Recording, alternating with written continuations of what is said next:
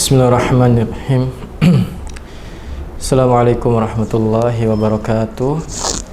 Alhamdulillah, nahmaduhu wa nasta'inuhu wa nastaghfiruh wa na'udzu billahi min syururi anfusina wa min sayyiati a'malina. May yahdihillahu fala mudhillalah wa may yudlil fala hadiyalah. Asyhadu an la ilaha illallah wahdahu la syarikalah wa asyhadu anna Muhammadan abduhu wa rasuluh la nabiyya wa rasulah ba'da amma ba'd.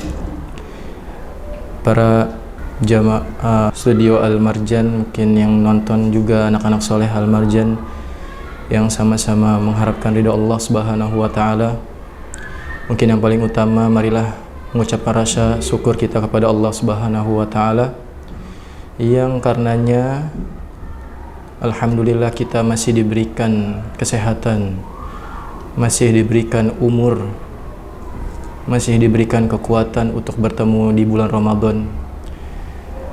Mudah-mudahan Allah berikan kita kekuatan untuk memaksimalkan Ramadan tahun ini, untuk melakukan atau meraih kebaikan yang banyak di bulan Ramadan ini, dan keluar dari Ramadan merupakan bagian dari hamba-hamba Allah yang diampuni oleh dosa-dosanya oleh Allah Subhanahu wa taala. Amin ya rabbal alamin.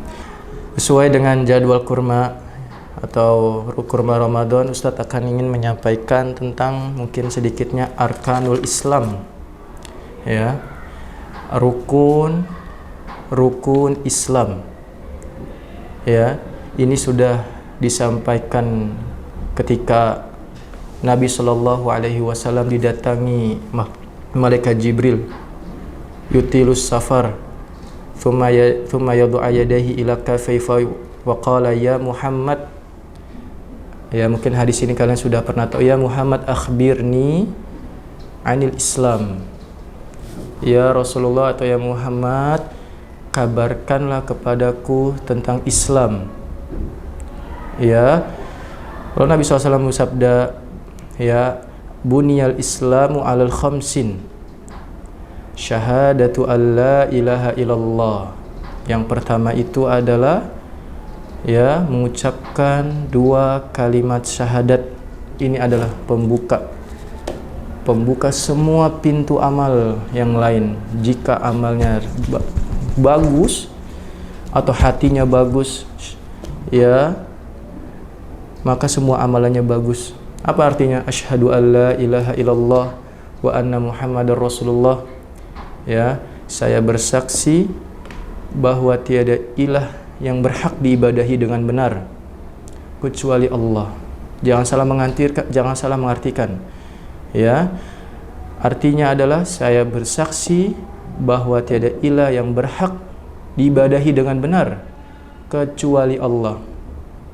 Makna yang kita pahamin adalah la ilaha illallah, tiada ilah, tiada Tuhan selain Allah. Ini adalah kalimat artian yang salah. Sebagian kaum muslimin yang mengartikan seperti itu. Makanya mereka, ya, ada yang berpergian mungkin ke kuburan atau, ya, ke pohon keramat yang mereka yakinin itu dapat mendapatkan keberkahan, membawa rizki. Padahal itu semua adalah perbuatan syirik, karena mereka nggak tahu hakikat la ilaha illallah. Itu asyhadu an la ilaha illallah wa anna Muhammadar Rasulullah, dan saya bersaksi bahwa Nabi Muhammad adalah utusan Allah, ya, Rasul Allah, khatamun nabi, penutup para nabi. Ya, makanya di sini kita mendapatkan dua pelajaran hikmah. Seorang muslim, yang pertama, dia harus meyakini, mengikhlaskan dalam dirinya, ya, untuk senantiasa mengikhlaskan amalannya untuk Allah.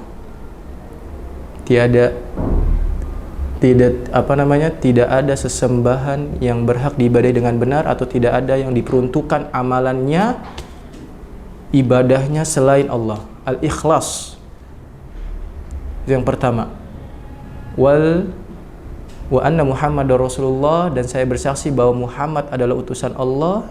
Di sini kita tahu, kita pahamin sejarah Nabi SAW, bagaimana beliau perjalanannya, bagaimana beliau mendakwakan Islam, Jangan lupa juga di sini kita harus mengikuti contoh Nabi Shallallahu Alaihi Wasallam. Apa dia? Al-mutaba'ah, mengikuti sesuai dengan tuntunan Nabi Muhammad SAW. Bagaimana Nabi SAW beribadah, bagaimana Nabi SAW tata cara beramal soleh, dalam tata cara muamalah harus melihat metode Nabi SAW agar amal kita diterima oleh Allah. Seorang muslim amalnya mungkin dia ikhlas tapi tidak mutaba'ah, mungkin amalan tersebut tidak diterima oleh Allah. Dan sebaliknya, amalannya tersebut dia mutaba'ah, dia mengikuti contoh Nabi, tidak ikhlas, maka juga amalannya mardud, tertolak.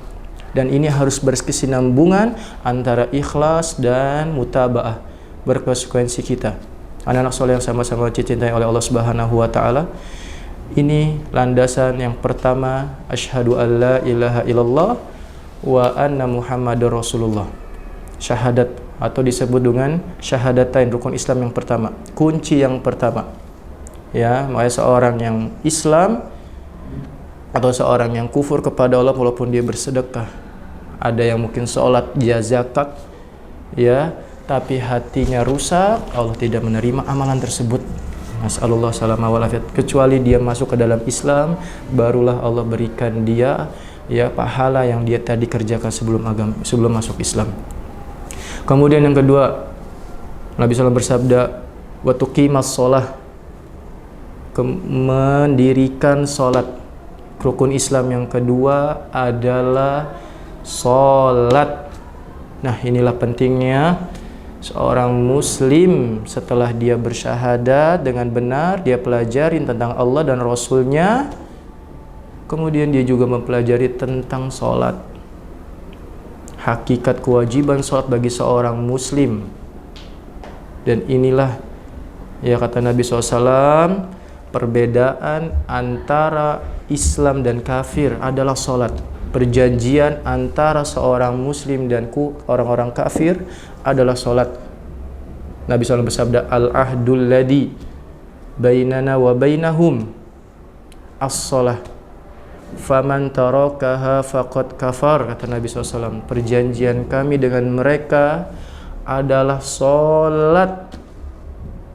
Faman tarakaha, maka barang siapa yang dia meninggalkannya mungkin dengan sengaja, nasallallahu sama wal afiyah, faqad kafar, maka dia telah kufur. Tapi di sini mungkin ada perbedaan pendapat dari para ulama. Mungkin kalau dia meninggalkan sholat dengan sengaja, apalagi dia meyakini bahwa sholat itu tidak ada kewajibannya dalam dirinya, ya, tidak ada kewajiban dalam dirinya untuk mendirikan sholat. Buat apa saya sholat? Orang ada kewajiban Allah perintahkan, dan juga saya tidak dapat apa-apa dari sholat itu. Mungkin para ulama mengatakan bisa jadi dia keluar dari agama Islam. Tapi mungkin kalau dia meninggalkan sholat karena mungkin ada urusan, tapi dia tahu sholat ini masih ada kewajiban bagi dirinya, masih ada hakikat dalam dirinya untuk mendirikan sholat, tapi dia mungkin malas dalam mengerjakannya. Mungkin dia masuk ke dalam al-kabair, dosa-dosa besar. Tapi kalau terus-menerus dia tinggalkan, bisa jadi dia termasuk orang yang keluar dari agama Islam, nggak sembarangan. Para anak soleh yang sama-sama Ustaz cintai karena Allah Subhanahu wa ta'ala, sholat terpenting dalam Islam. Makanya perintah sholat yang pertama, perintah yang amalan yang dihisab oleh Allah Subhanahu wa ta'ala adalah amalan sholat. Apa kata Nabi SAW? Awwalu ma yuhasabu bihil abdi yaumal qiyamah as-sholah. Amalan yang dihisab, yang diperhitungkan nanti di hari kiamat untuk hambanya nanti di hari kiamat, as-sholah, sholat. Mungkin bukan zakat, bukan puasa, bukan haji, tapi sholat. Faman sholaha sholahal sairu kulluh, maka barang siapa yang sholatnya baik, maka seluruh amalannya pun baik. Nah, itu Maka barang siapa yang sholatnya jelek, buruk, sering ninggalin, ya mungkin amalannya juga buruk. Ya mungkin ada yang mengatakan, Ustadz ini ada tetangga saya, dia rajin puasanya, dia rajin sedekah, dia rajin ya pernah naik haji, tapi gak sholat. Sama aja. Yang pertama dulu yang ditingkatkan derajat sholatnya dulu. Bisa jadi puasanya hanya itunya juga gak ikhlas, menutupi dia kekurangan dia, nggak pernah sholat, makanya dia mengerjakan ibadah yang lain. Nas'alullah salama wal afiyah. Bagaimana seorang muslim dia dikatakan KTP tapi nggak pernah sholat? Para anak soleh yang sama-sama bercita-cita karena Allah Subhanahu Wa Taala. Ini adalah arkanul Islam, kewajiban seorang muslim pada rukun Islam, dia wajib mengamalkan terutama sholat. Kalau tadi syahadat i'tiqad keyakinan, tapi kalau sholat amalan jawari. Ya, ketika mendengar azan datang ke masjid berlomba-lomba isi shaf yang pertama. Ya, kemudian ya sholat sunnah 2 rakaat. Kemudian setelah mendengar azan, ya kalian angkat tangan berdoa. Ya, dan setelah itu yang ya banyak, dan ini adalah perintah sholat juga yang Allah langsung sampaikan kepada Nabi SAW. Bertemu langsung, hanya perintah sholat, bukan perintah zakat. Ya, perintah zakat atau perintah puasa, perintah haji Allah sampaikan kepada malaikat Jibril, perantara malaikat Jibril, lalu malaikat Jibril kepada Nabi SAW. Tapi Nabi SAW perintah sholat, Allah suruh malaikat Jibril antar ke Sidratul Muntaha, ke langit yang 7. Bagaimana sholat ini tidak penting? Perintah sholat ya langsung Allah pertemukan ya di Sidratul Muntaha, langit yang paling tinggi. Ketika itu Nabi SAW ya menyuruh ya perintah sholat 50 waktu. Mungkin kalau sekarang 50 waktu kita nggak bisa, ya sedikit-sedikit setengah jam kita sholat. Gak ada aktivitas, mungkin kalian belajar sedikit sekali, aktivitas bermain kalian mungkin sedikit sekali, karena seringnya kita sholat. Tapi alhamdulillah melalui perantara saran Nabi Musa alaihissalam dengan pernah menjadi pelajaran bagi Bani Israel. Bani Israel badannya kekar dan besar, disuruh sholat 50 waktu mereka nggak bisa. Lalu Nabi Musa menyarankan kepada Nabi SAW ya untuk meringankan, mendiskon lah, menjadi akhirnya 5 waktu sehari semalam. Bayangin, tadi 50 waktu dikurang 45 jadi 5 waktu. Kata Nabi Musa pas lagi datang kepada Nabi, datangin lagi Nabi Muhammad, apa yang ditugaskan oleh Allah? Allah menyuruh saya itu 5 waktu. Oh nggak bisa, kata Nabi Musa, Bani Israel sudah aku tugaskan seperti itu, mereka juga tetap nggak bisa. Apa kata Nabi Muhammad SAW? Aku malu, karena terus bertanya, dikurangin 5, akhirnya 5 waktu, tapi Nabi Muhammad SAW udah nggak mau lagi, malu. Dan Allah pun ridho dengan tugas ini, dengan sholat ini, dengan kewajiban 5 waktu ini. Dan Nabi Muhammad SAW juga ridho. Dan tahu kita, Nabi Musa paham sekali pada saat ini juga umat Nabi Muhammad udah 5 waktu sehari semalam yang jangkanya mungkin lebih panjang. Kita bisa beraktivitas, kita mungkin bisa belajar, kita mungkin bisa sedikitnya bermain, tapi masih saja orang yang meninggalkan sholat lalai. Itulah Nabi Musa alaihissalam. Perantaranya beliau, alhamdulillah kita masih bisa sholat 5 waktu, tapi kebanyakan manusia tidak bersyukur dengan kenikmatan ini. Peristiwa itu adalah peristiwa mungkin kalian sering dengar Isra dan Mi'raj. Dah, itu yang kedua. Kita Ustaz tidak bisa lama. Yang ketiga adalah perintah zakat. Ya. Zakat ini adalah ya hasil harta yang dikeluarkan bagi setiap muslim. Zakat itu dibagi menjadi 2. Ada zakat mal, ada zakat fitrah. Ketika zakat mal dikeluarkan 1 tahun sudah mencapai nisab, maka dia harus dikeluarkan zakatnya. Maka seorang muslim ketika sudah mencapai 1 haul, ya 82 juta atau 82 gram, maka dia harus dikeluarkan 2,5%, tidak boleh tidak boleh menyimpan hartanya. Ya. Kemudian yang kedua ada namanya zakatul fitrah. Ya, nanti kita akan insyaallah dapat zakat fitrah, kita akan keluarkan nanti di akhir bulan puasa nanti, mungkin di akhir-akhir bulan Ramadan, ya, menjelang Idul Fitri. Ini adalah juga disampaikan kepada Nabi SAW tentang kewajiban zakat. Farada Rasulullah sallallahu alaihi wasallam zakatul fitr sa'an min tamrin aw sa'an min sya'irin. Ya, Nabi SAW itu mewajibkan zakat fitrah sa'an, satu sa' minat tamrin, dari kurma, ya, atau gandum. Jadi Nabi SAW juga memerintahkan seorang muslim untuk mengeluarkan zakat fitrah. Itu yang ketiga. Mungkin saya tidak banyak berbicara tentang zakat. Nanti kalian bisa ya sendiri belajar dengan ustadznya sesuai dengan mapelnya, yaitu mapel fikih. Nah, ini ketiga. Yang keempat, ya, wa hajjul bait, ya, dan wa tahajjul bait, pergi haji. Nah, pergi haji ini jika kalian mempunyai kemampuan finansial, kesehatan, maka ya diutamakan haji terlebih dahulu. Jika kalian mampu, kewajiban seorang muslim yang mungkin ini kalau mampu, ya, wajib setahun, selama sehidup sekali saja, tidak mengapa. Karena Nabi SAW itu melakukan ibadah haji cuma hanya sekali dalam seumur hidupnya. Namanya hajatul wada, haji perpisahan. Tidak ada haji lagi selain ini Nabi SAW. Cuma hanya sekali dalam haji wada. Ya, para anak-anak soleh yang sama-sama saya cintai karena Allah Subhanahu wa Ta'ala.